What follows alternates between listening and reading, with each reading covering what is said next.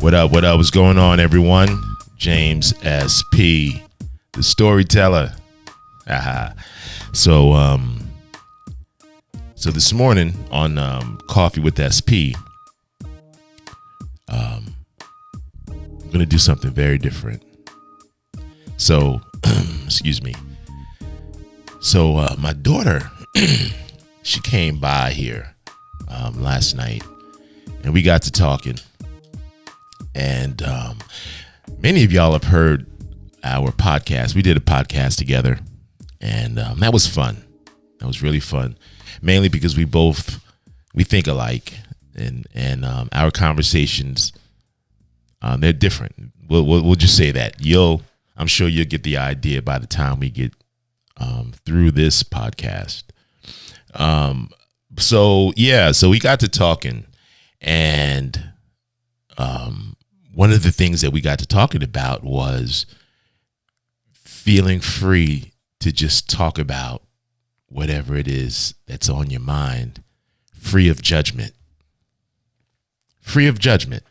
How many people listening to me right now have been in those situations where you know you want to do something, right? You've got this thing on your mind, and for whatever reason, you just don't get it done. Huh? And then excuse me. And then in the midst of all of that, you know you're not getting it done. It's like, yo, why is this happening? Why am I repeating the same loop? How many people go through loops? When I mean, I like to call it a loop. And it's nothing. I'm not making up anything new. You know what I mean? I'm just giving it its own different name, so it makes sense to me.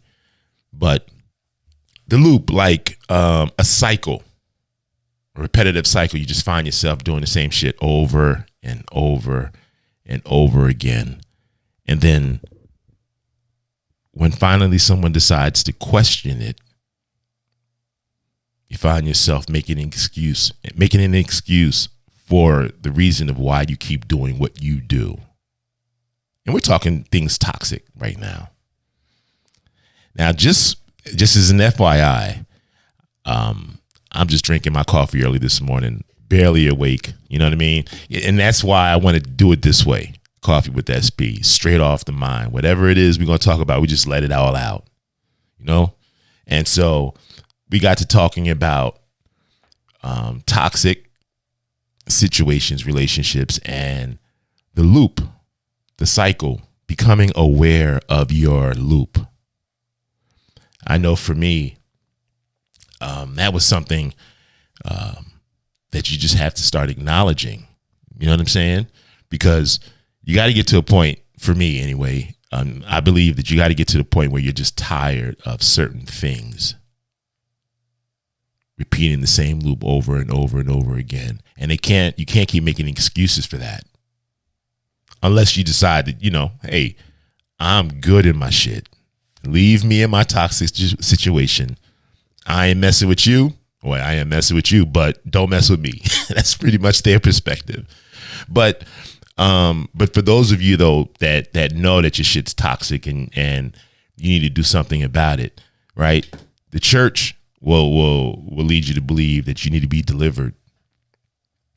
Then there's some folks, friends that might just say, yo, just get over it. Like, yo, just get over that shit. Whatever it is that happened to you a long time ago. It is what it is. Move on.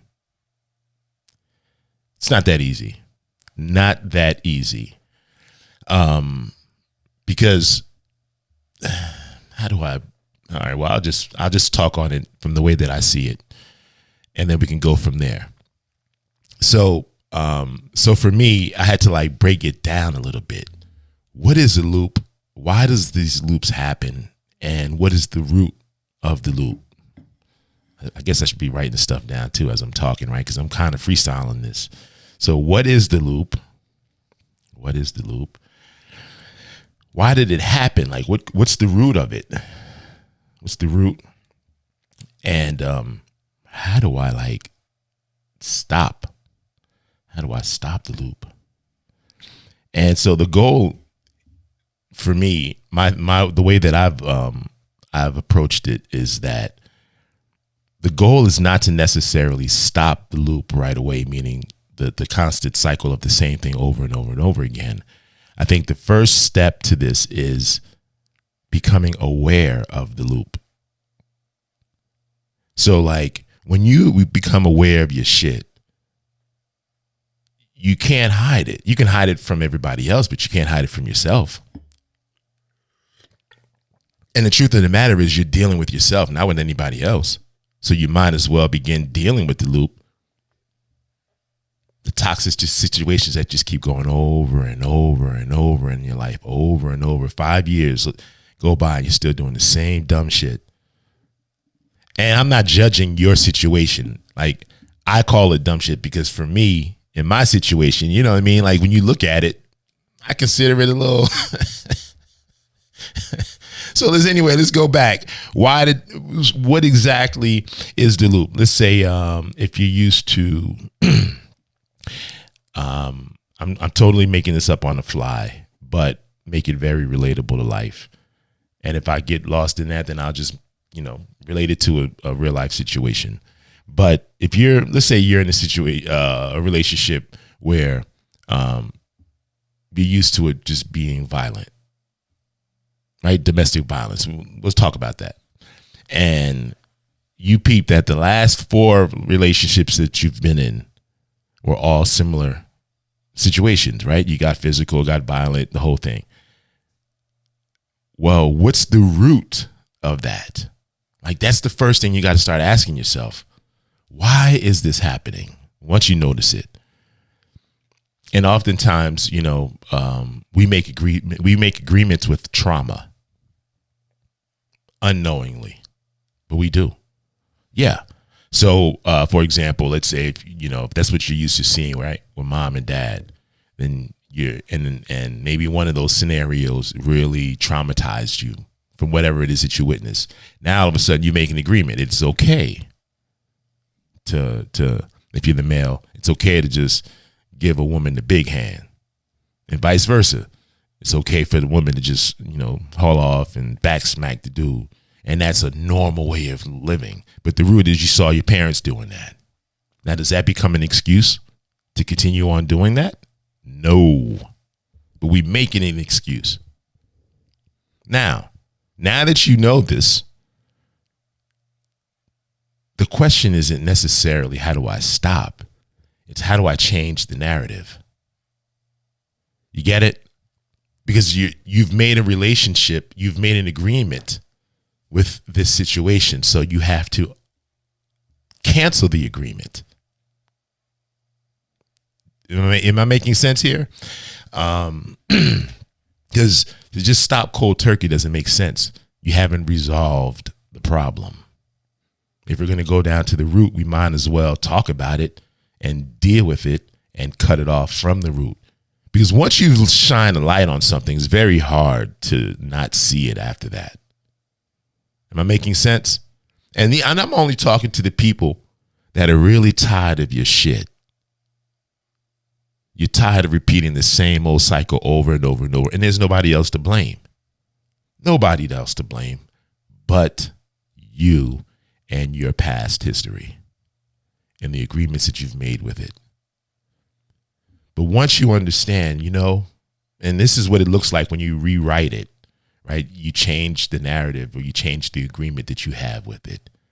Just because you saw mom and dad or uncle or whatever giving the chick the big hand, pow, because she said something slick, that don't mean that you're supposed to do it. And if he's got anger issues and you don't have anger issues, that definitely doesn't mean that you should be doing that. You follow? And so you can change your own narrative by simply just thinking about that stuff, playing it back in your mind, just realizing, you know what? That ain't what I got to do. I don't need to be doing it like that. I don't need to be handling things this way. And she doesn't deserve that. She's a person just like me. She's a being just like me. Why in the hell I'm just going to haul off and smack the hell out of her? Because I believe that's the right thing to do. Now, We ain't talking about other scenarios where it's, I'm not getting into that. Don't try to back me into that corner. But what I am saying is it's really asking the hard questions to get down to your shit. We can't keep making these excuses. The devil made me do it. Or because whatever. Nah, after a while, you get too old with that shit. You know what I mean? So I was just thinking, we were just talking about that and thinking about it. And part of changing these narratives is taking ownership. Own your shit. Own it. Now, I just use the domestic violence in the scenario, but it could be something else. Y'all know, y'all are dealing with your own lives and your own personal situations. And so I know for me, as I began to do shadow work, I had to deal with a lot of James. That's right. You got to deal with the old James, the old you, the shit that you don't like, but you need to deal with it. The things that used to fuck with you and I shouldn't have said that, but the things that used to mess with you as a child.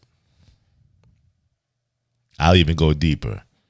The things that you see in yourself that you also see in your parents that you don't like. And so then the riff begins. Y'all know what I'm talking about? I'll leave that alone. But y'all know what I'm saying, though? It's our imperfections. We all got some type of imperfections in us that we see in our parents, and then all of a sudden, there's that little cycle. Maybe nobody knows what I'm talking about, so we'll just leave that alone. But these are little topics. I have another topic I want to talk about. It's the church. That's really where I'm going to go with this, because I grew up in the church. I guess like around the age of 13, maybe around 11, 12, 13. I said, 13 years old. Started going to the church. But prior to that, I like to say that I always had a relationship with the Creator, God. That was just, and the thing is, I had never been to church in my younger years. Then eventually we started going to like a Catholic church, but even all of that, none of that really influenced me much. I just always knew as a kid that I had some form of a connection with what I call God. Then I eventually start going to organized religion. As a Haitian, we grew up as Catholic. So then we started going to Catholic churches, the communion and all that, really young. Not enough to like really get into it and follow it. It's kind of like, you just go when your parents are going, that type of thing. And the first communion is big. First communion. That's a huge thing in the Haitian culture and the Catholic religion. So anyway, but the problem that I had for me was that I looking at the statue of Mary did not match the inner conversations that I would have. So I'm like, that ain't God. I don't know what this is, but that ain't what I'm talking to. You know what I mean? It was that type of scenario. So I dismissed the whole Catholic thing. Then I started going to like the Haitian churches and stuff like that. That was, it was what it was. Not much to glean from there other than me being a kid, just constantly joking about stuff, about the way they did things. But going to the Baptist church, non-denominational churches, that was a different experience for me. Because now there's kind of like a character to the image that I was seeing. Where, like at the Catholic churches, you just had the statue, right? Mary and shit. And everybody's just talking and, your little hums and all that other stuff. But then the Baptist churches, it's very different. You had the preachers speaking and breaking down scriptures. And so I was all into that because as a kid, I was still trying to answer questions, And then I get older. And we're in 2020, I don't know, we'll just say 2025. And then we got alien conversations. We got all sorts of conversations. And then the question began to come to me. And I want to know if y'all have ever been there. And the question is about God. Is God real? If God is real, then what's the story with these aliens? Is our God their God? See, these are questions that people don't want to start asking. But as a kid growing up, my friends and teachers, they could tell you, I've always been straight up.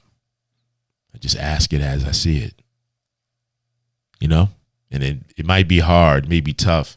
Bernie Mac used to say this. He said, I say the things that y'all be wanting to say or be thinking about saying. Yeah. I think that's a legitimate question. If we have been taught that there's only one God and we're the ones that exist and everything else is demons and stuff like that, what is the story about this situation with these aliens? Someone please speak up. And we're not getting much of that. And then I began to go on a search for myself.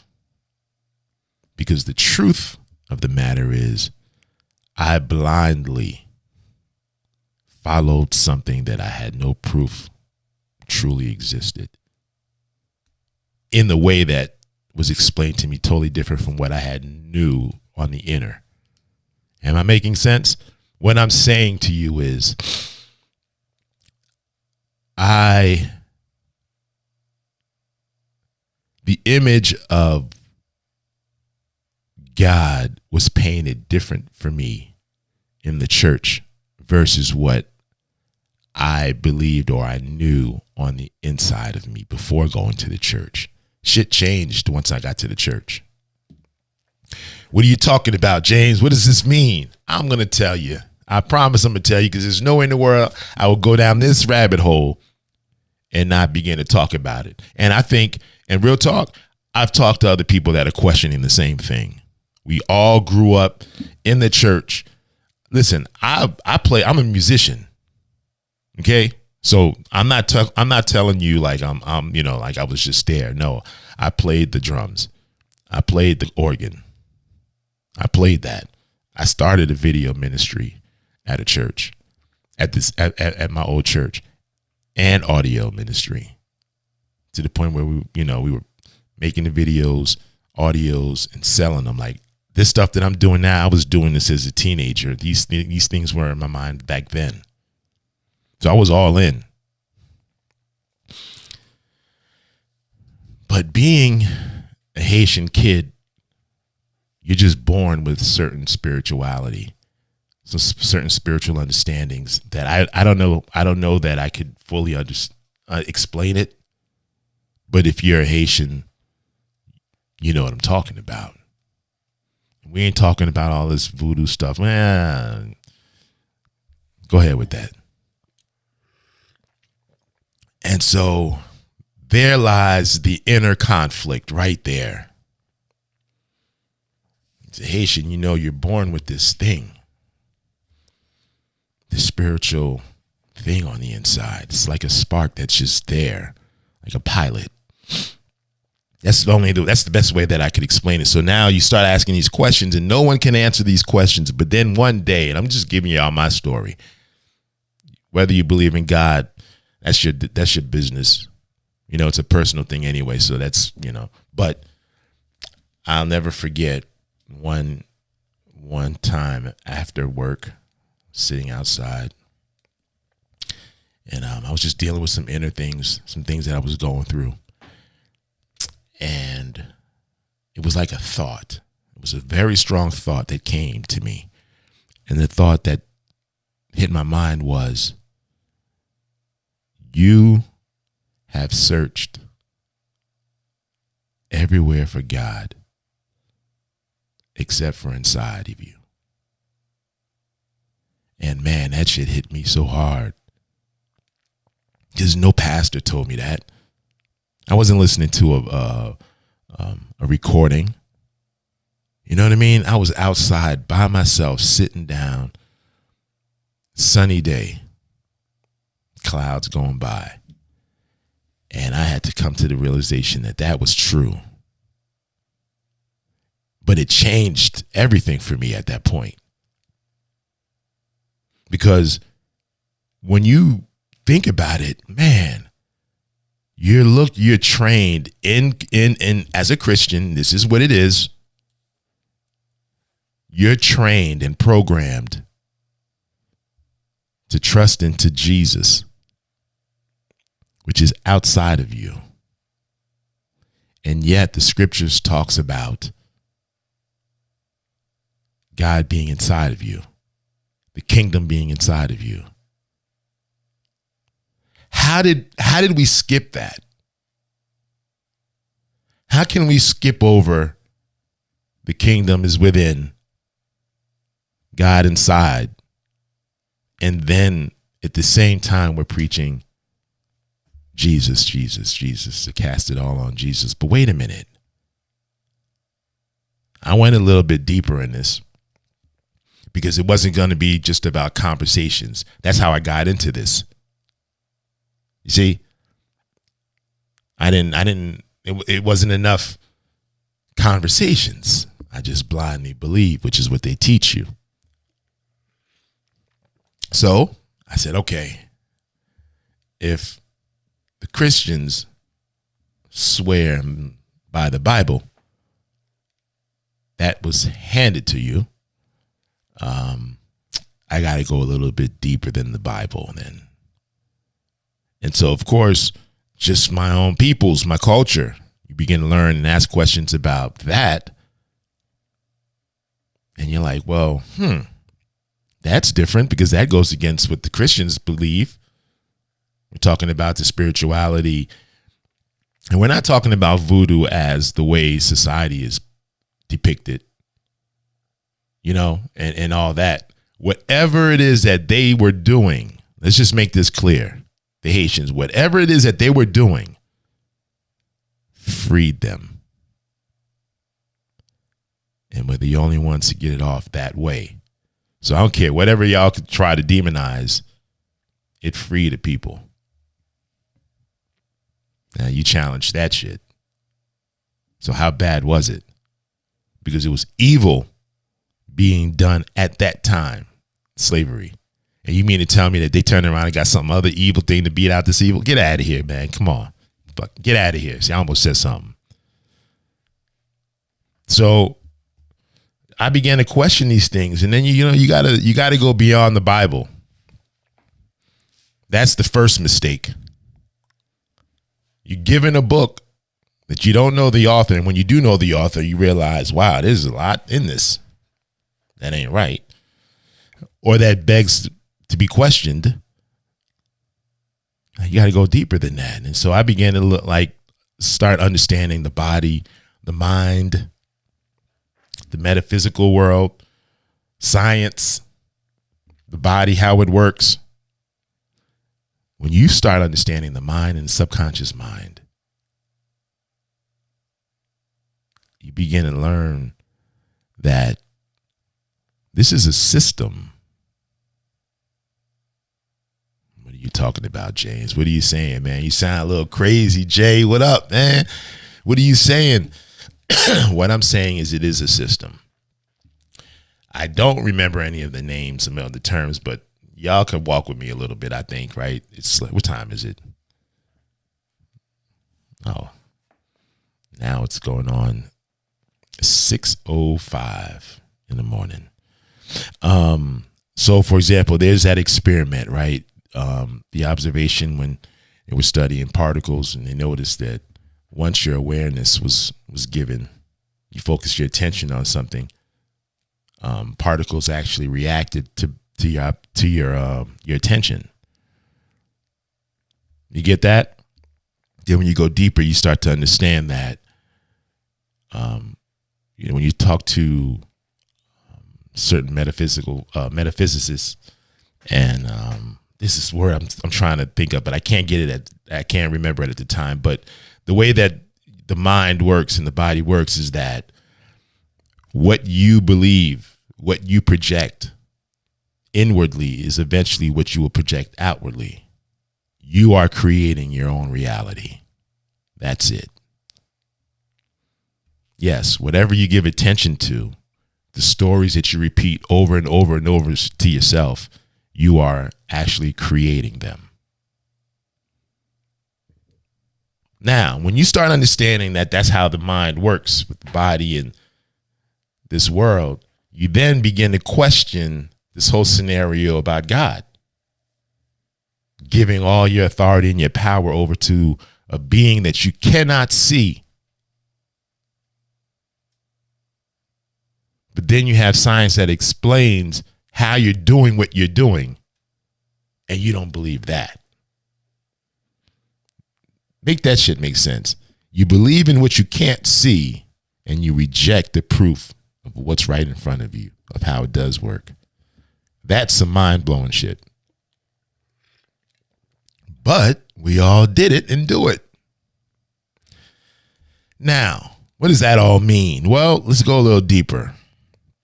When you start to realize that you are the one creating your own reality by the things that you project and the stories that you tell yourself on the inwardly, you start to realize you are the creator of your life.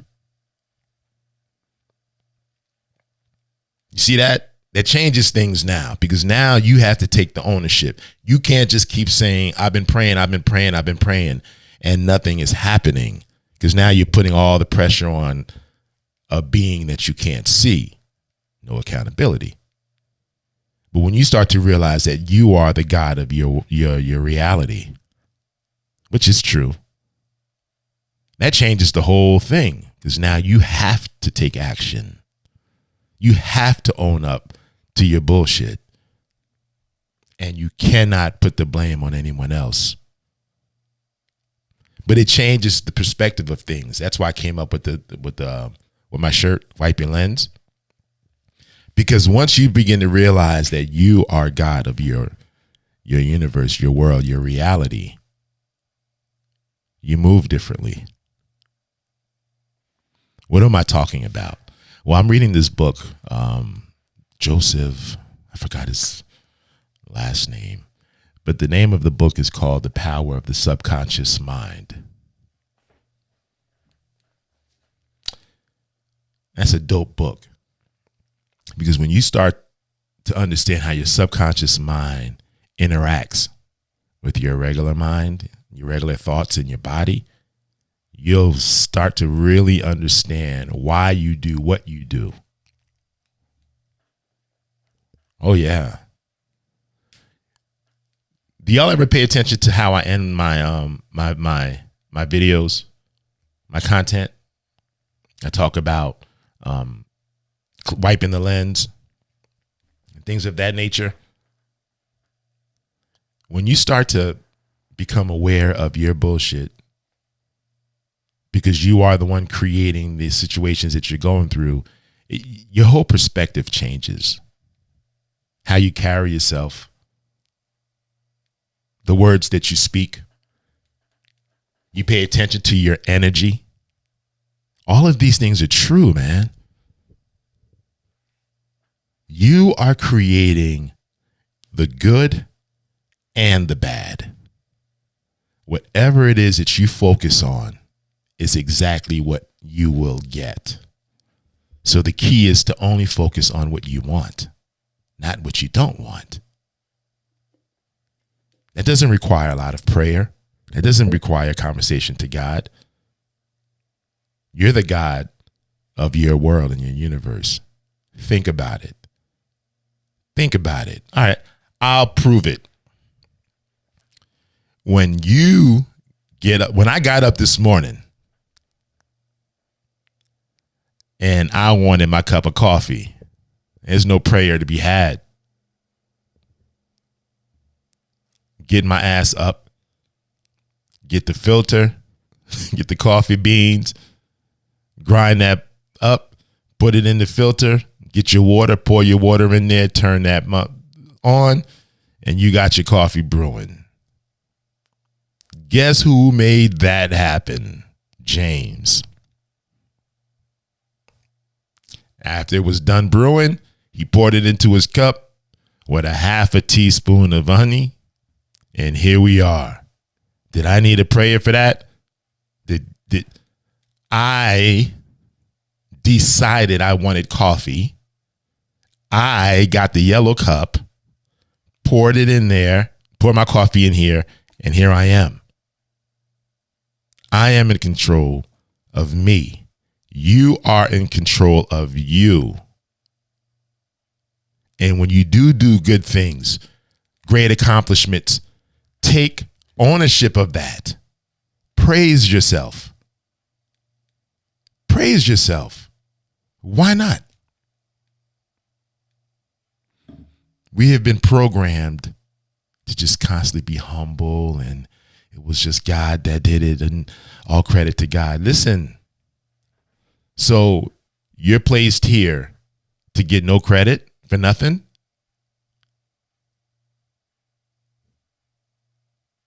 Ask yourself that question. So you're placed here to give all the credit to someone or something that you do not know and have never seen. I'm not trying to change y'all's mind, but I am trying to get you to think logically for a sec. There is this thing inside of us that we want to worship, or we want to believe in, that there's something that we have to worship. And I'm not knocking that. I do believe in a higher power. I do. I just don't believe in what the church has pounded in my head, in our heads. I just don't believe that anymore. I don't believe that. Not anymore. There's a lot of that stuff that no one wants to answer the questions. It's just believed and just understood. That's not good enough. It's not good enough. Not when you're playing with lives and you're not seeing change. So, and that's just me, just my thoughts. But I'm willing to now start having these conversations about the truth, the reality of what's really going on here, where we're living, what we all really believe, and should we be believing these things. How deep does the lie go? I know y'all are wondering these questions. Y'all got these questions going on in your heads. Peep the chaos, man. Peep that shit. Like, do you ever think we would get to the point where people are like, yo, it's okay to be trans and all of that, and to start pushing these things on our kids? Nah, man. Now is the time to start asking these real questions. Because what we're looking at now, man, in the world, you got to start becoming sure of who you are and what your thoughts are and what you align with. Because if there's one thing for sure, is the people with the information about extraterrestrials and aliens and all that, they know their shit. Oh, they're confident in what they know, not believe, know. And they're telling us this is what's going down. The church, y'all have believed for a very long time. But the proof, it's not really there, y'all. These people are moving with stuff that they know. And many folks are just, they're living life believing something with no certainty. What are you going to do? What are you going to do, y'all?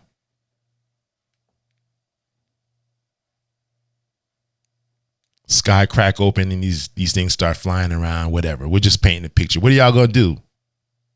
Because there's going to be some that are going to sit there and pray and believe that something will happen to save them. Then there's others that are going to, like, what's going to happen? I don't know. But your faith will be tested. What you know will be tested.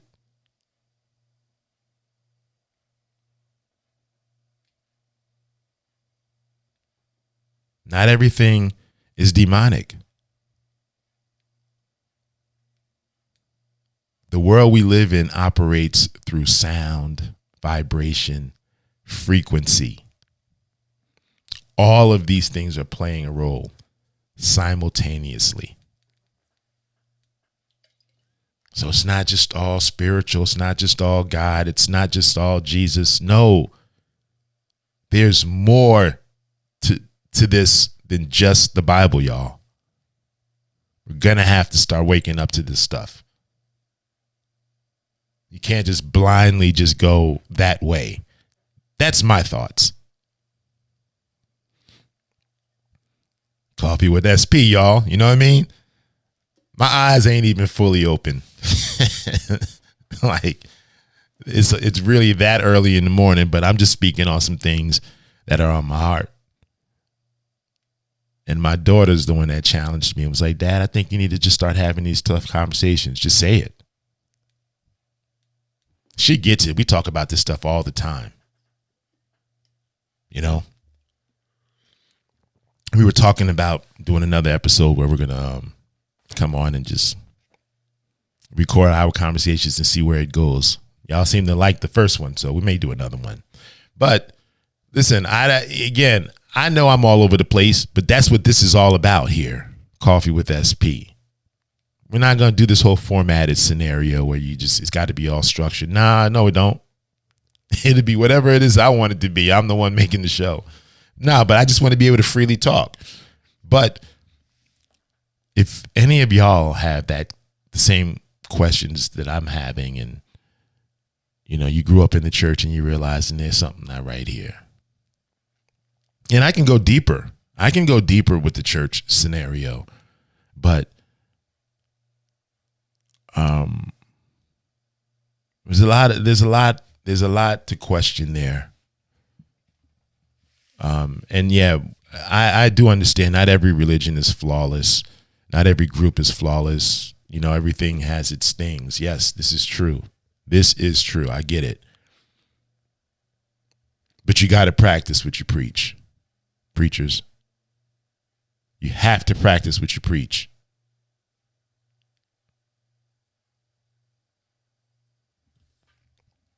I'm not gonna go too deep into that, but you know what I mean. All right, practice what the hell you preach.